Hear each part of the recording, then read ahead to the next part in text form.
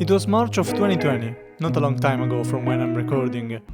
I've been in this dungeon of yours, alone, helpless, bored to tears By the COVID-19 quarantine isolation. One night, I was sitting at my desk and I decided to buy and play the infamous Watch Dogs 2. I remember the controversies of the first chapter, but I also remember quite liking it, so I bought the sequel. In the first 2 hours I was presented with Marcus, a young and athletic guy who was trying to enter the server facility of the greatest company of his country. In Watch Dogs 2 we play as an hacker, and this company called Bloom is the home of CTOS, a system designed to use the internet to monitor the populace and its doing. This, my friend, was just the tutorial, and I was blown away. I knew this part of the context already, but being immersed in it gave me a different feeling. My character started with an electrical gun, an electrical pistol, basically a taser, so not an actual gun.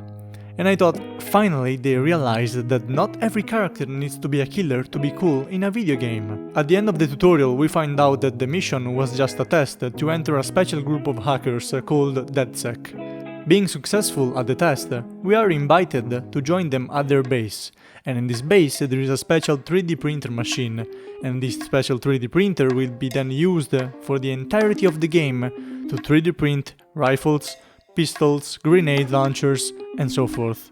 But I didn't give up. I'm not a kid anymore. I can play difficult games, I can play this game without guns, stealthily, and without my own saved games. No, I couldn't. But that was not the problem. The game actually didn't care about how I was playing. The story was completely disconnected from my actions. Not because I couldn't pick different lines of dialogue, or because despite being an open world, the levels were a lot scripted in the way you could interact with them, but because what I was doing in the map had a whole different style compared to what was happening inside the narrative. Just take a look at the characters. These are the characters of Watch Dogs 2. They are kids that sat in front of their TV talking about the recent blockbuster movie with colored hair and cool sweatshirts. These are the same people that before the protagonist arrived would act like cartel gangs storming servers' facilities with guns and probably killing every guard inside. I understand that they need to be likable, and so they need to be cool, so we would be interested in buying the game, but that is too much. Not because I always despise killing in a video game, but because what Watch Dogs 2 was acknowledging by not taking itself seriously is that human life has no value. While I'm writing, my mind is taking me to Grand Theft Auto, but that is not the same, because GTA characters are assholes. They are not shown to be good people. They are likable because they are fun and funny, they are ironic and iconic. They make jokes about themselves, but in the meantime, they are pointing at the world around them saying, yes, we might be bad, but the world might be even worse.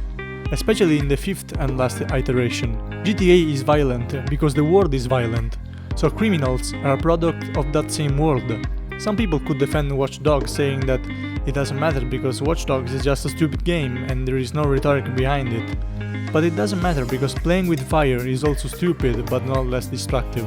Also, my last point is more personal than logical, and it's that, as I said, I'm not a kid anymore, and when I look even at fake killing of literal lines of code, I don't react the same way as I used to. A while back I replayed one of my favorite first-person shooters, Call of Duty Black Ops.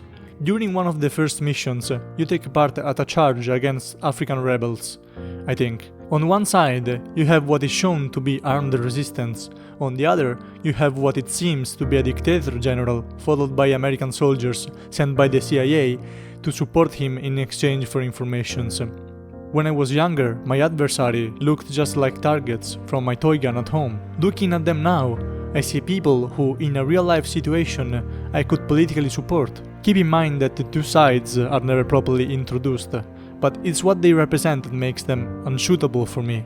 Even if it's just a game, it's the concept that changes everything. Playing that section years ago, I knew it was very violent, but now it's more sad than anything else, because of the message it sends. It's all about the context. That is why Watch Dogs 2 is so weird to me, because the characters are pictured to be people like us, so we can connect to them. We see them drinking beer at the beach, making fun of each other. We see them listening to music, walking in the streets like during any casual day. Then those that should represent us take a gun, they enter a parking lot, and they start shooting at gangs. And I get that their enemies are criminals, even if actually not all of them are.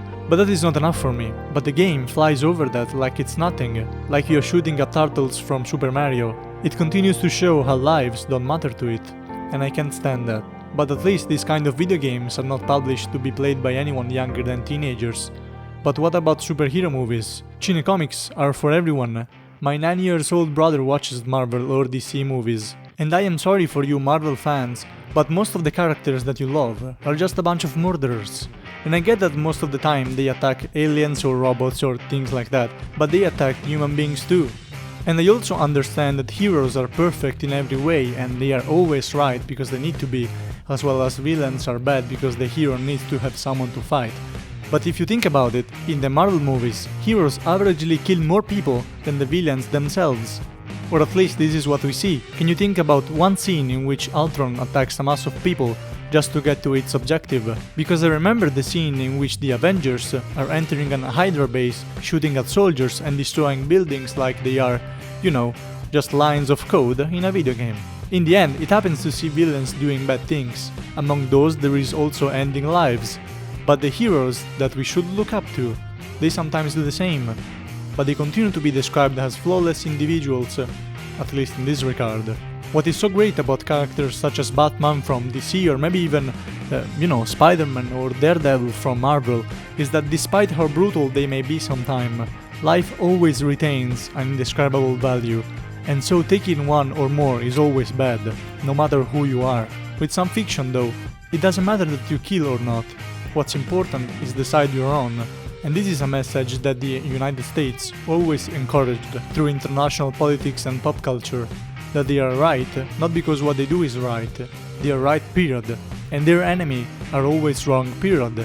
Doesn't matter the ideals or anything behind their actions. In fact, they pick and choose their enemy as they go along. What is even worse is not that they do bad things too, just like the heroes. It's not that most of the time they are actually the villain of the story. It's that they make friends with the villains of their own stories. The enemy of today is the ally of tomorrow and vice versa. Because in today's politics, most of us not only have no ideals or a moral code, but our ideals is us. We as individuals are the objective of our own doing and nothing more. We think we are heroes and we don't even work in teams, just like the fictional enemy of every superhero movie, a lone wolf fighting for its interests. Maybe this is the message of Watch Dogs 2, that we are the villain, or maybe the game just sucks. Yeah, let's go. I'ma make a couple stacks, do exactly what I want to. Mix a couple tracks, get a lady that I'm drawn to. Turn up to the max, get me faded till I'm gone, dude. I do what I want, couldn't stop me if you wanted to. I just work hard, yeah, harder than the rest. Some people say I'm lucky, others saying that I'm blessed.